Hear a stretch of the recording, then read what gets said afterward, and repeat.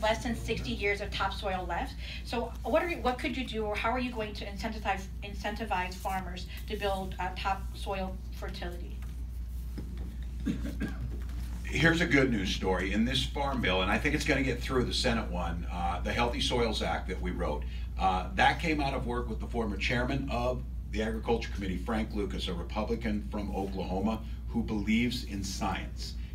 He believes what we can do. It comes from the Oklahoma State University, that there's things that we have to do to make sure that we are incentivizing, that we are not, again, it's one of our largest exports by volume is our topsoil. That's not a good thing, and the reduction of that, of trying to get it back, it is going to be a combination of making sure that we're using best practices. It's a combination of working hand in hand with the producers to make sure that they have the resources and the capacity to deliver. It's going to be innovation on how we use technology. I was over at a company, I think it's called Centera. They're a drone company, but where they make their real bang for the buck is they have proprietary sensor data that uses 4 or 5 cameras that go in a huge spectrum of light.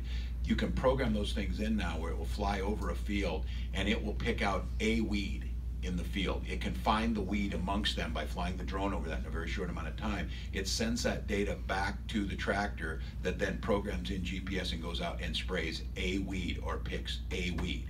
And one of the things is technology as farming practices, sustainability of cover crops, the things that we already know. Many of these practices on sustainability of topsoil actually go back to the beginning of farming when we were much more thoughtful about it in crop rotations. We were much more thoughtful in cover crops. So we know that things have been being done for thousands of years that have worked. We can do that, but we can use the technology to also help. The biggest thing is that the good news story in this is there's pretty good consensus on this.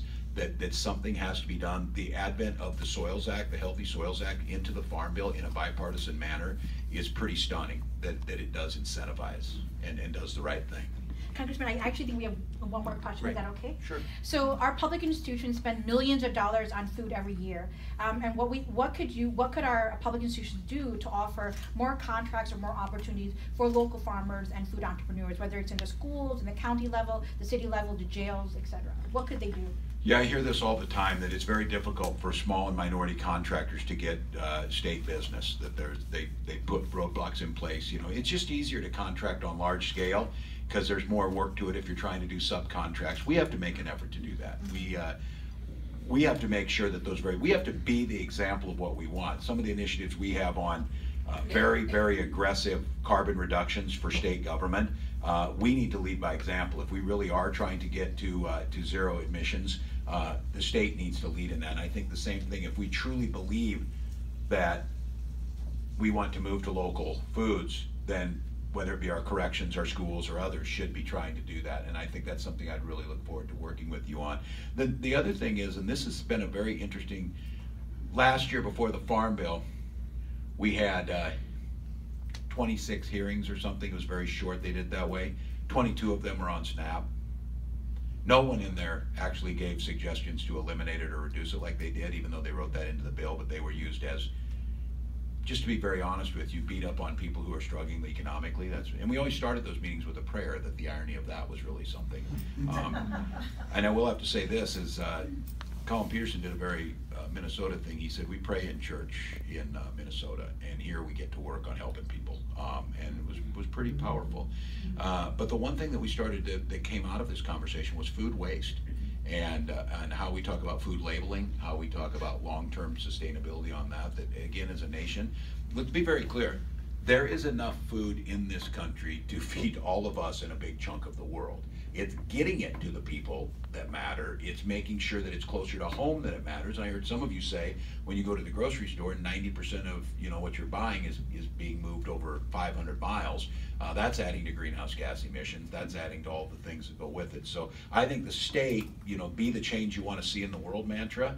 The state needs to partner and make the effort to make sure that's happening. And that gives a lot of opportunities. If you can get a contract to provide fresh fruits and vegetables to the Stillwater Prison, that's a nice contract to have. And I did a little thing at the state fair where I were on with some of our local producers. That was the best thing, by the way. They do the food court thing there and did a conversation. And the gentleman who has the contract for the sweet corn, man, what a gig.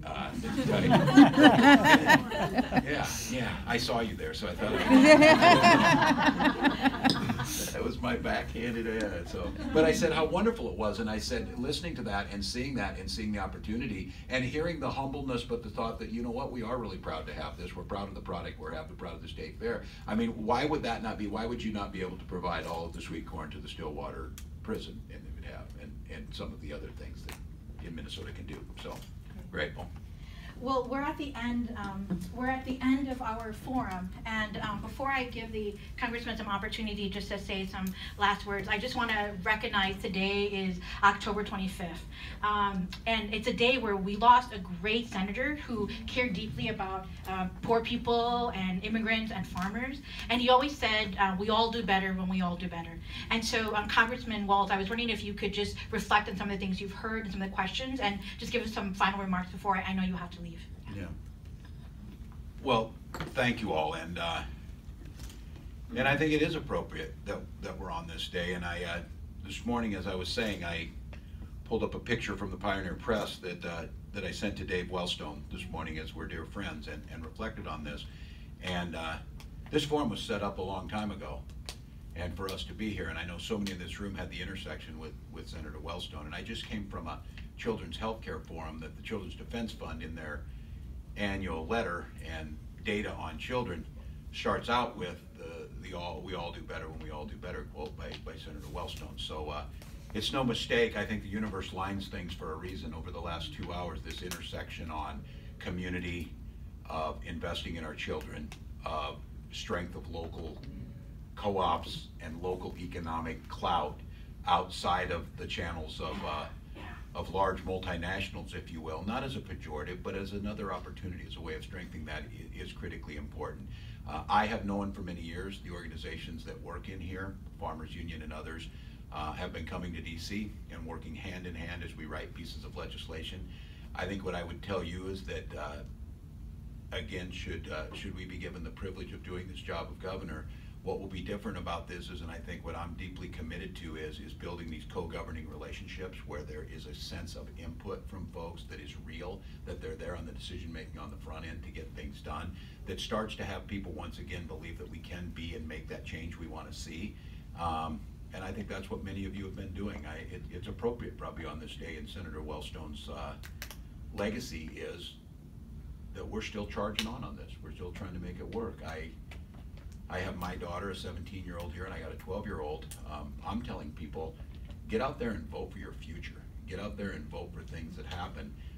I do think that the crisis of the democracy you're seeing over the last several weeks, and certainly the last couple days, but the crisis of our climate is real. We're going to have to adjust. The science is real. They're telling us this. The window is closing. A lot of the solutions set in this room, a lot of the solutions start with that most basic of human activities, growing food and feeding ourselves. The next one is making sure you have more adequate and clean water. They go hand in hand. Making sure you have safe communities where people can live out the lives they want to. All of those things are interconnected. So if we've learned anything, and my partner in justice, Peggy Flanagan, always reminds me, people and children do not come in pieces. Do not approach these problems in a silo. Approach them holistically, and I think that's what we would like to do with the folks in this room. We see this as a partnership. I don't come to you, as you said, and I appreciate you saying so. I don't claim to have the answers, but what I do know is in elected government, the capacity to be able to align resources and move things is immense. And if we take that and seize upon it, and I would just close with, if this journey that I've been on and the privilege of seeing, if I'd have lived to be 300 years old, I would have never seen Minnesota the way I've seen it, inside living rooms, in basements, on farms, in factories. It's showed me how deeply optimistic people still are. It's showing me how the potential to solve this is there. But I'll have to tell you this, that what it's taught me and probably moved me, because again, I'm very clear about this. I oftentimes talk about it, when you're a white man in middle America, you tend to just land on your feet a lot. Somehow that's amazing how that works. What I've learned is the sense of urgency for folks that's out there, and the fierce sense of now to change these things is real. And that there's a responsibility to take that landing on your feet, or the things that come with that, and turn that into action. to change things, to turn that into a sense of urgent action. And I think right now, in a broken political system, people are hungry for that. The thing that I hear most to me in this is, wow, thank you for being optimistic and, you know, just not negative. I'm like, man, the bar has sure dropped doing that. But it is fundamental to how we get things done. So I am very hopeful on that.